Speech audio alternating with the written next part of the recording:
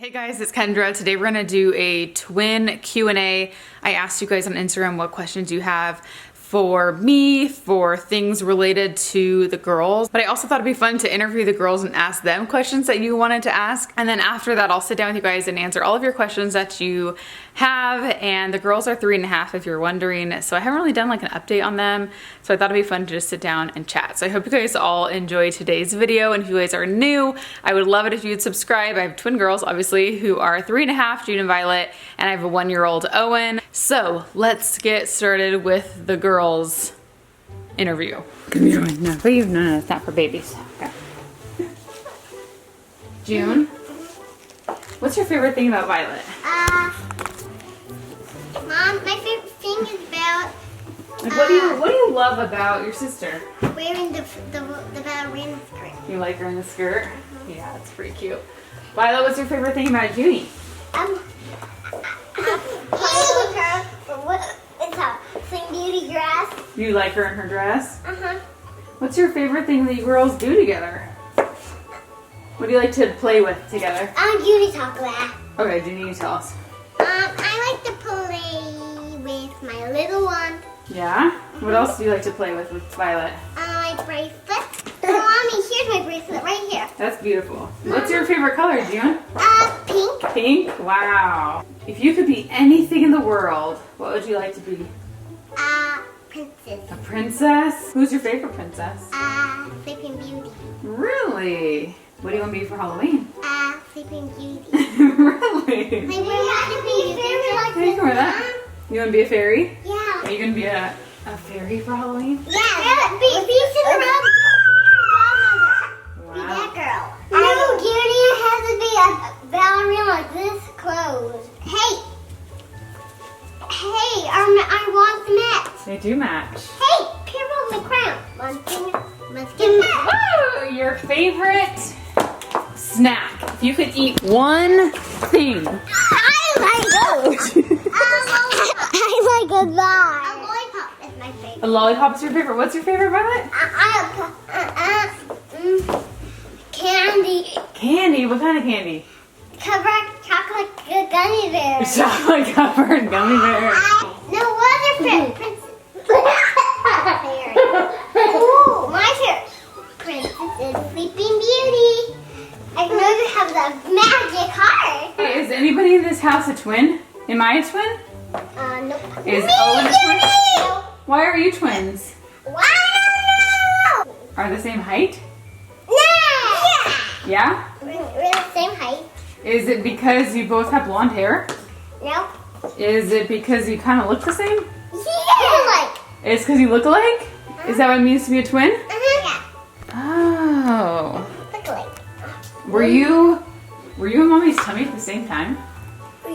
Yeah. What were you doing in there? Swimming. You were swimming in my tummy? Yes. Excuse me? You were swimming? Yes. My favorite question is when I can be a princess like this. Okay. Mama, Alright, so I'm going to go through all of my questions that you guys asked and let's see what you're curious about. Potty training twins. Any advice is welcome. And I'm just about to start and I'm a bit nervous. My biggest piece of advice is do not rush it. I feel like there's a huge pressure for potty training at a young age. And it's like a pat on the back to say that your kids are potty trained at like 2. And honestly, who the heck cares? You know, I totally felt that. And I think maybe especially from being in the social media world, like I feel, you know, everybody's watching me to see what I do, and I felt like I needed to be potty training them because I would get people saying, why aren't they potty trained? When are you gonna potty train? So that just puts this pressure on you. But even like my job aside, I feel like everybody kind of has that pressure just in life with their friends, with being on Instagram and seeing other people, what they're doing. So don't feel the pressure. Just know that every kid is different and they may not be ready to be potty trained at 2 years old. We started a little after 2. I thought the girls are ready. They showed all the signs and they just definitely were not ready. They resented the toilet. So if your kids are afraid of it, they don't want to go, I would just say stop and pick up at another time. So we waited then until they were a little after, like they were a little older than 2.5, and they were much more ready. I just kept them naked during the day, and we tried to stay home. It was actually like a whole week we stayed home, and we were outside a lot. I'd have one potty in the bathroom inside and one outside. So whenever I would see them kind of making signs that they had to go to the bathroom, like crossing their legs or something, or trying to hide, I would just be like, let's go to the potty, let's go sit down. I would have books for them to read. You want to make it a happy thing, because if they're afraid of it, they're not going to want to go, and they'll hide from you and want to, do it by themselves. So if you just make it like okay, let's go try it, a very casual thing, like you don't want to, I feel like in the beginning I was too on them for it, like we gotta go. And then I'd get mad if they didn't go, but I realized that makes it way worse. So you need to just try to be very easygoing with it. And when they do go, if they get anything, or even if they just sit on the potty, like make a big deal out of it. I would dance, I would cheer, and I would just, act like it was the greatest thing ever. Once they actually did go, I would give them, I think, an M&M, and they got super excited about that. And then when they'd go poop, I'd give them 2 M&Ms. So just try to like reward them and get them excited about it so they know it's a good thing. And then you just have to be really pay attention to them and the signs that they have to go, and just expect like a lot of accidents. I was cleaning up pee all the time because they would be peeing as they'd be running to the potty, and sometimes they would just start peeing, and I would just, take them to the bathroom as soon as I could, as quickly as I could, and just say, like, reinforce it. Okay, when you have to go to the potty, let's run to the bathroom. So it's just like a lot of repetitive behavior, and it feels like you're going nowhere. And then all of a sudden it'll just click for them. In the car, I would put like a doggy, like a pee pad under their car seat in case they had an accident. And I would have them wear pull-ups when we would go anywhere, and at nighttime and for naps. But then it got to the point where they were good and they didn't have to wear pull-ups at night. And they actually have never had an accident at night. I don't know how we got so lucky, but I just try to really be watching them. And when I have to go to the bathroom, I tell them to let me know. And I'm also just asking them, like, do you have to go to the bathroom? And a lot of the times they'll say no. I've noticed lately, I mean, they've been potty trained now for a year, but even to this day, they'll hold it so long. So at the end of the day, or when I know they have to go to the bathroom, I'll just be like, come on, let's just go to the bathroom. We both have to go. So I don't know why they just want to hold it forever. Okay, I got a couple questions about school. When we're going to put them in preschool, tips on teaching them together, one-on-one. Okay, a lot of this, awesome. I love talking about this stuff. So we were going to wait. We actually were going to put them into preschool this fall, but we decided to wait until next fall. But then we heard that the school we want to go to, or we want to put them in, is opening up now. So we might put them in next January, 2 days a week. So they will be 4, which is so crazy. And then once fall rolls around, we might do full-time preschool. So they'd be 4 turning 5, and then the following year, they'd be 5 turning 6 in kindergarten. So up until then, I'll kind of tell you what we're doing with them, what I'm doing with them as far as school goes, and all of that. I was literally just talking about this to my friend yesterday. Before Owen came around, I had a schedule with them. Our days were very routine. We would wake up, we'd have breakfast, we'd get ready, and we'd play, and then we'd sit down and we'd have our school or whatever it was for that day. And then when Owen came around, everything just became kind of just getting by, and it's gotten to the point where I feel so sporadic, and I look at our house right now and it's just a mess, and I have so much I want to get done, I need to get done. And I think the thing missing right now is a routine. So what I'm going to try to start doing is like literally write it down on paper, because that really helps the most for me if I just see it out and it's more like set in stone, and just writing like general times that we can do things, so that I know, for these 30 minutes of the day, we are doing school, whatever that is.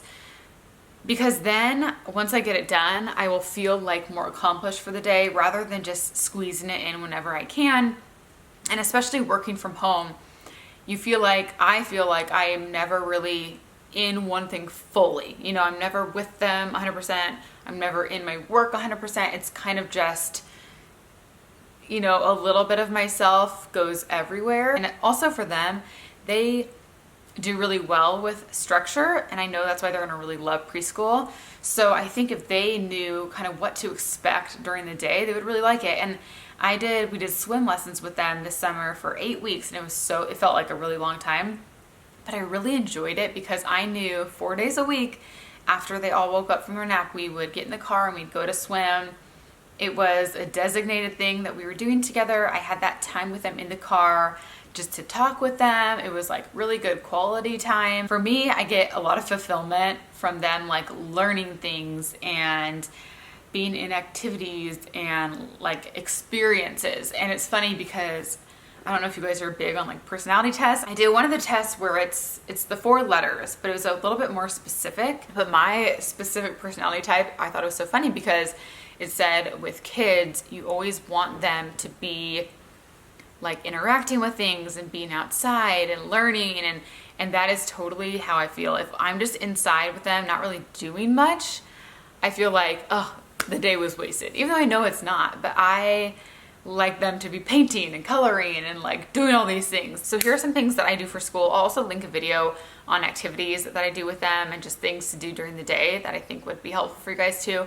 So one thing is workbooks. I get a lot at Target and I go through them with them. So I'll sit them down and we will open up the same page together. I get the same workbook for both of them, and we will work on our tracing together. We'll work on like matching. There's so many cool things in all these workbooks that you can find, and just kind of go off of that, and you can, you know, let them color the pages or whatever. So workbooks are great. I also like tracing things in particular. So I found these little tracing pads at Staples that they can practice their letters.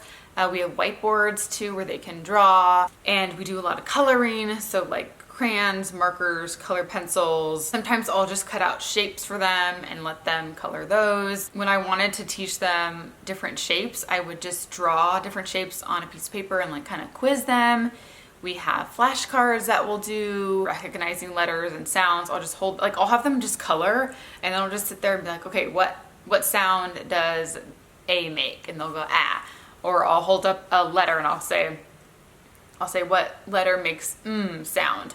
And even just doing that stuff in the car when we're driving places, I'll do little things like that. I'll say, okay, what does G say? Little things, you know, just throughout the day to make it just kind of natural, so that they're always learning all day long, kind of. I've always tried to do that with them. But I also think just getting outside and being with them, being really present with them, is kind of like school too. You know, if we're just outside and we're like looking for bugs, or we saw a grasshopper the other day, and just finding moments during the day to make them teachable. It's like science, you know? So I'll talk about grasshoppers and we'll be like, let's look for the bugs.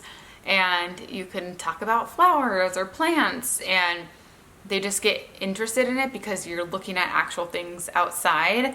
So it's kind of just all about, to me, like incorporating everyday life, but just explaining it to them.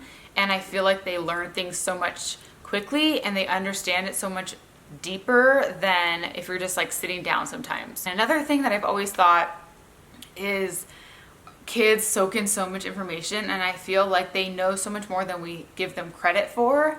So at a young age, I always tried to talk to my girls like they were older than they were. So I'd use words on purpose that I knew they didn't know. I would just talk to them like they were little adults. And I think that really helped them in just their vocabulary, and they just comprehend things really well. So I'm trying to do that with Owen now, and just always, like, he can't really talk right now. He can say a few words, but I still talk to him like he could talk. So I'll, you know, show him things and say words because they're soaking in all of that info that you're giving them.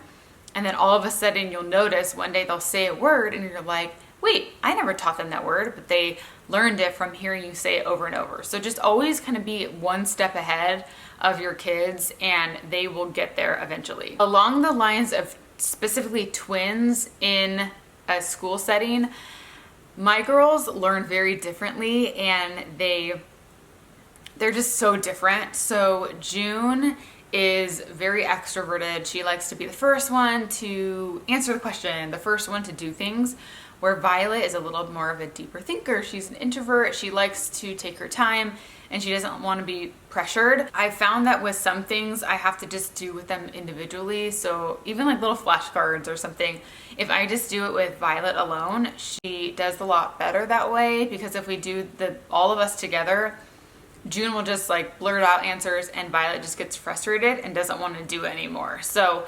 that's why I want to separate them for school. I'm going to put them in school probably till kindergarten, but at first grade I'll separate them, because I know like it's just a constant comparison game with twins, and that's got to be so hard, especially as you get older. So I want them to be able to, be their own person and not feel like they're competing for each other, competing for attention, competing for who's better. And the other thing is they look so much alike, so I think it'd be really hard to have people always call you the other name.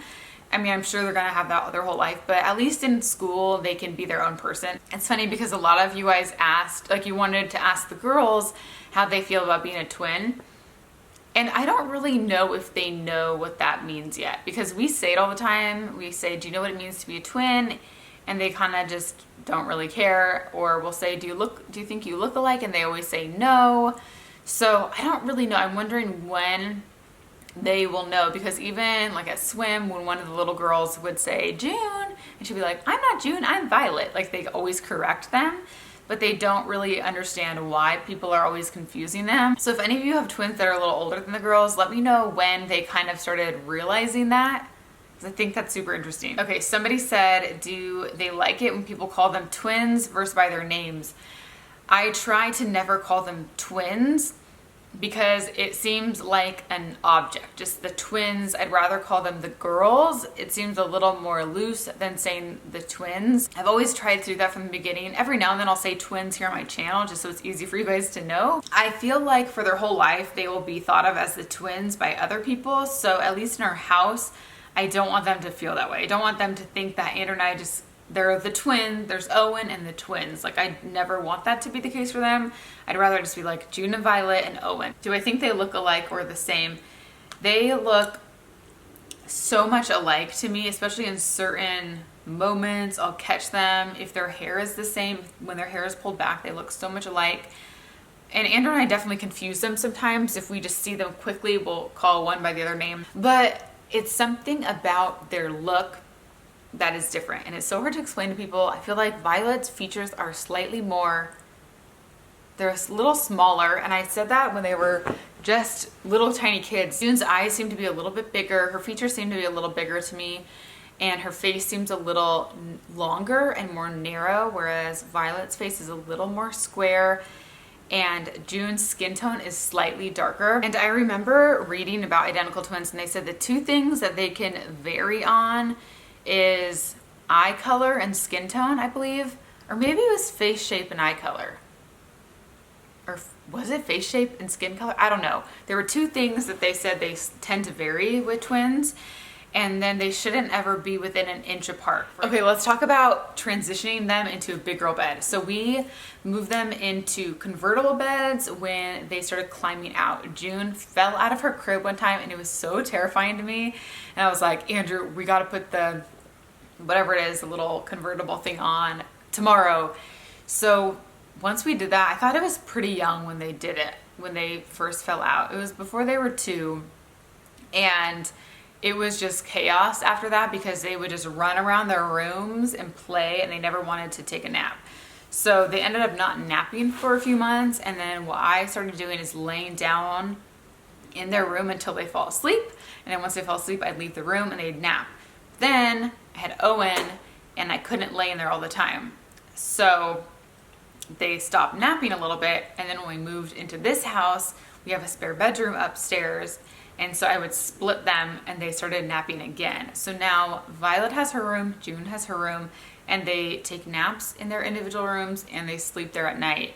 But they still technically call their room like their bedroom, you know? So I don't know when Violet's going to like think her room is hers. Probably until, because we have like our guest bed in there. So probably once we move her twin bed into there, and decorate it, it'll feel more like her room, but I feel like she's a little too young for that still. I don't know if she really wants that yet. I'm thinking maybe next year sometime we'll do it, but that's gonna be kind of sad. I just did not think they would be in their own rooms this young. It's crazy. But Violet is she likes her alone time, and June just talks nonstop. She does not stop talking all day long. So I think Violet kind of gets to a point where she just needs a little bit of time to breathe. And the cool thing is June doesn't really care. Like, she doesn't say, I want Violet in here. She lets her have her space and her time. And it's good. It works out perfect for them. After we had the convertible beds, we switched to twin beds not that long after. Going from a crib to a bed is definitely crazy, and just know that it's going to take a few months for them to get used to it. And they're just gonna want to run around because it's freedom. But I feel like with any change with kids, it takes like a few weeks, and then they get adjusted, and then they're great, and then they'll be fine. But it usually just takes them a little bit to get used to the new normal. Just stay consistent with whatever you're doing, because if you're not, then it's gonna confuse them. So whatever you're doing, just stick with it, and then they'll just adjust. I do have to say though, the girls have been just so sweet to each other lately. Whenever we're in the car, it's so cute. One of them will say, like, June will go, Violet, you're my best buddy. I'll be here for you always. And I melt. Andrew and I just look at each other like, oh my gosh. A couple things from you guys about TV and shows. So again, back to the educational thing. I always try, if I can find something that's more educational for them, I will do it. They actually started being obsessed with those YouTube shows where they play with Barbies. And I kind of got over them because I feel like the girl who does them sometimes has attitude. And I was noticing it because every now and then I'd hear the girls say something and I'm like, where'd you learn that?